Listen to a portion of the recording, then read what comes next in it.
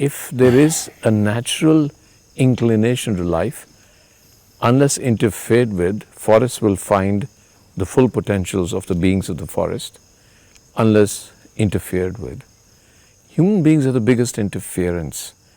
Is there some interference within us that made us go in a way that we are narrowing our own definition of ourselves down to a point where we are not even aware that there is something called a greater potential? See, one reason is the route that modern science has taken.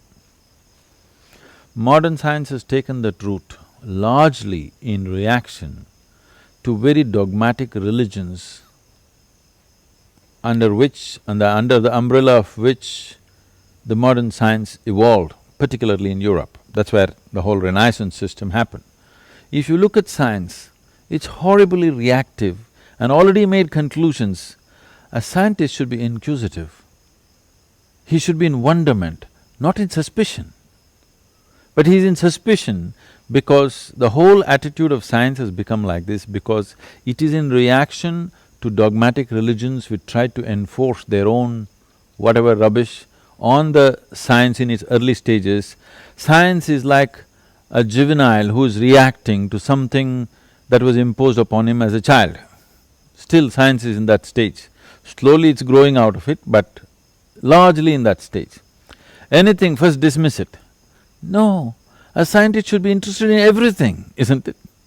A true scientist should be interested in everything. If somebody says, I walked in the temple, tears are coming, please experiment, what is happening here? No, he first dismisses it as rubbish.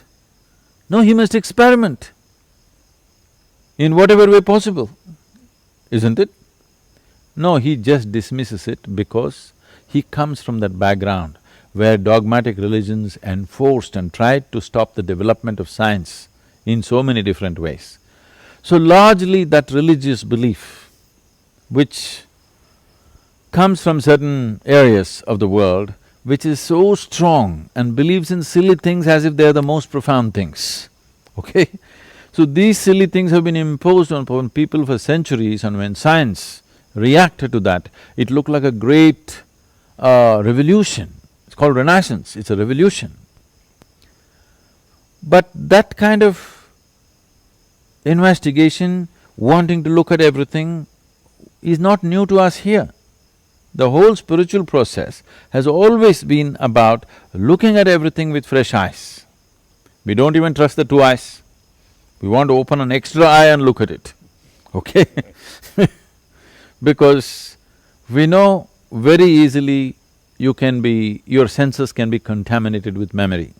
Your eyes are deeply contaminated with your own memory, because depending upon the type of memory you have, accordingly what you see looks beautiful, ugly, okay, not okay, good, bad, everything, because it is loaded with memory. So a thoughtless eye is what we want to develop. The whole system of yoga is… the pinnacle of yoga is shown as a third eye, because third eye is a thoughtless eye. Today, that's why I said you must ask the question without your intellect, use your intelligence. But without the filter of your intellect, ask a question, then you'll come up with crazy questions. Without using the filter of your intellect, if you just find expression to your logic, crazy things will happen. Crazy means socially crazy, but they're very life-oriented stuff. And that's how you fall in love, that's how moments of genius and creativity happens to a human being, when you do not use the filter of your intellect. I'm saying, why don't you live like that every moment of your life? Why is the spark of life and genius only here and there? It must be every moment you must be sparking if you want to fire and go somewhere, right? You know, within at least in the older engines, there's a sparking plug, okay? It has to spark all the time. If it doesn't spark, off and on it sparks. That's a lousy machine, that's a lousy human being too, who doesn't spark all the time, who sparks once in a way.